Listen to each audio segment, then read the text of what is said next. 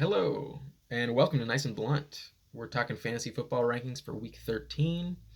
Uh, this video is going to touch on the wide receiver rankings. If you'd like to watch any of the other positions, you can cop the channel, check out some of those videos, and let's get into it. Before I start, make sure to hit the like button, subscribe, and share if you're interested. But obviously, if you're watching, you want to keep this info to yourself more likely, so I get it. It's okay if you don't. Number one, at wide receiver, you can't not trust him. It's Devontae Adams versus Philadelphia. The respect goes to him, and he stays at number one, despite how much I want to put this next player ahead of him. It's Tyreek Hill at number two.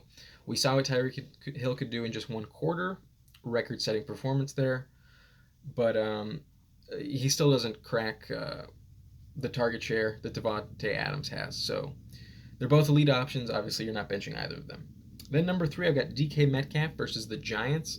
I feel like I should maybe put him a little bit lower. He's going against James Bradbury after all, but it's DK, and he's obviously going to be in the top five no matter what. So the difference between 3 and 5 isn't really that big of a deal.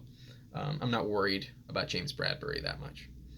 Number four, DeAndre Hopkins versus the Rams. Obviously, he's an elite option, but you got to be a little bit worried against this elite Rams secondary, especially Jalen Ramsey, expected to at least cover him for a lot of the game, if not shadow. So he's still in the top five, but only at number four. A bit of a tempered expectations this week. Number five, it's Keenan Allen versus New England.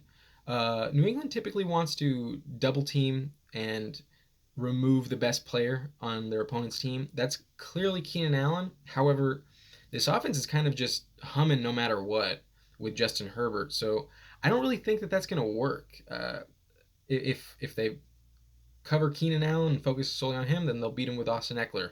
If not, they'll do it with Hunter Henry. So I think by the end of the game, Keenan Allen's still going to get 10 catches and plenty of yards. So I'm not worried about Keenan Allen. He's at number five. Then I got Stephon Diggs at San Francisco. I'm a little bit concerned about Richard Sherman in the secondary there, but it's a good offense. He's a great option, and you're obviously not benching him.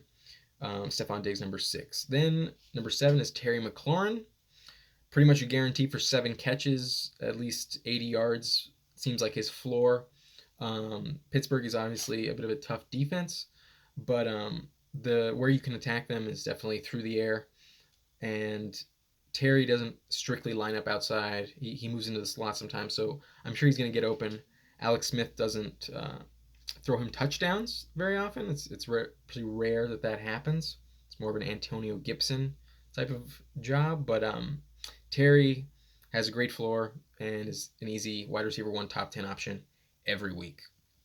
Then I got Adam Thielen coming back off the COVID list. I believe it was a false positive, so maybe he's a bit upset he missed a game for no reason. He's who Kirk Cousins looks to in the red zone, and I expect Adam Thielen to get another touchdown this week. So he's pretty reliable, great option. Allen Robinson, number 9. I was pretty low on Allen Robinson last week. I was proven wrong. I was worried. I've had him on my team for all season, and it's up and down. The volume is there, but it's really hard to watch. Those 2 touchdowns, he should have had 3, but they really saved his stat line quite a bit.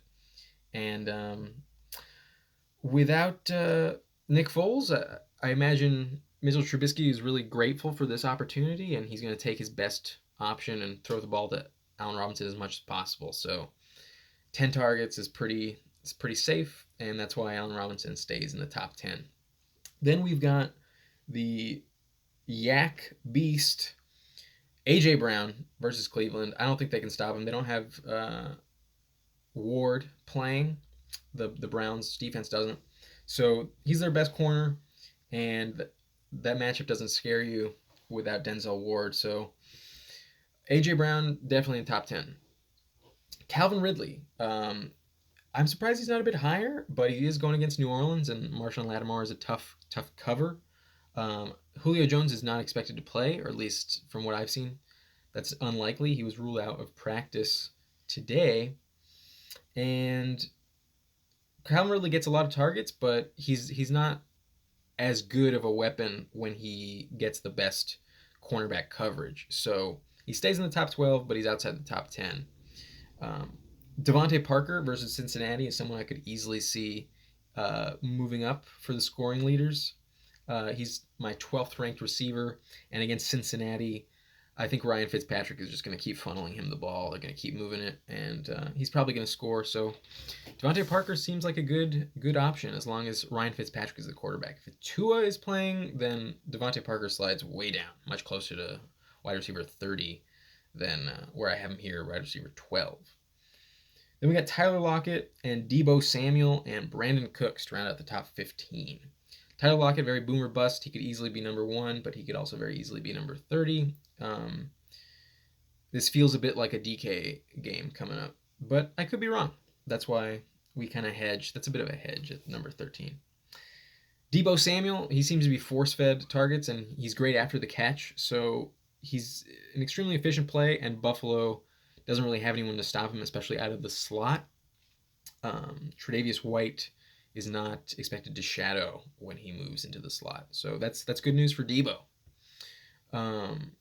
Brandon Cooks, with no Will Fuller, he moves up, but against Indianapolis, it's not a great matchup, and Brandon Cooks isn't as efficient, as good of a player as Will Fuller is, so that's why he's only at number 15. But he's definitely a good option. It's hard to see that you'd be able to bench him. Deontay Johnson, first Pittsburgh receiver at number 16. Washington is surprisingly a good secondary. I think it's just because teams are up big on them most of the time, and that's why they run the ball in the second half, so they don't really have to throw. But for some reason, this defense keeps wide receiver yards and stats in check. So I'm not really that worried, but Deontay Johnson would typically be a bit higher given an average matchup. Then we got Justin Jefferson. I just think now that Adam Thielen's back, they're going to try and kind of make up for that lost time. So I think this game is going to be more Adam Thielen. But Justin Jefferson is still a great option. Top 20 play for sure. I have him over Michael Thomas at number 18. I was a bit more optimistic about Michael Thomas. I'd hoped he was back. He had a good game against Atlanta 2 weeks ago, so maybe he can do that again. They don't really have anyone to stop him. But they did play very well against Las Vegas last week. So I'm still hopeful that Michael Thomas can get his targets, but if he doesn't get more than 7 catches, then he rarely puts up more than 75 yards. He's much more of a possession play than a deep threat. So I'm not super excited about Michael Thomas. It's kind of a shame given how much capital you invested when you drafted him and how long you've waited for him to get back. It's kind of a sad season for Michael Thomas. Then we got Amari Cooper at Baltimore. Bad matchup. Baltimore secondary is pretty elite, especially Marlon Humphrey coverage. But Amari Cooper seems to be a safe floor play, so he stays in the top 20. Then I got Jarvis Landry, and if he repeats last week, he gets 11 targets. It seems like as long as the wind isn't a factor, then Jarvis Landry without Odell is a great play, almost guaranteed for 10 targets at least. And Baker looks for him early and often, so he's got the best hands on the team, and he can make a lot of great catches. So Jarvis Landry, top 20 play. Then the next 5, it's Cooper Kupp, Chase Claypool, Robert Woods, DJ Chark, and Jamison Crowder. So a bit more volume plays, these 5 players. And most of them have good matchups. Cooper Kupp and Robert Woods against Arizona. They've been giving up a lot of points to receivers, so I might want to move one of these guys up a little bit higher. Probably Cooper Kupp. I trust him a little bit more. But it's hard to really predict this Rams offense. They spread the ball around so much. It kind of caps each of their upside while they eat into each other. But still pretty good plays. Then to round out the top 30, we got Marvin Jones, Juju Smith-Schuster, Sterling Shepard, Corey Davis, and Jerry Jeudy. Pretty reliable guys. They get decent target shares in each of their respective offenses. And only Sterling Shepard has a decent matchup against Seattle. but everybody else after that is kind of unreliable. I'll just speed through here. If you have any questions, you can always hit me up on Instagram or here in the comments. I'd be happy to get back to you. But we'll just go through the list. 31, Michael Pittman. 32, Cole Beasley. 33, Tyler Boyd. 34, Mike Williams. 35, CeeDee Lamb. 36, Jacoby Myers. Nelson Aguilar. Alan Lazard. Brashad Perryman. And Christian Kirk round out the top 40. You can see the rest on Instagram. I have them all posted at Nice and Blunt on IG. Please feel free to follow if you're interested in this type of content. And I will highlight Nelson Aguilar of that list. Now, I had him as my 4th and 20, one of my 4th and 20 play calls last week.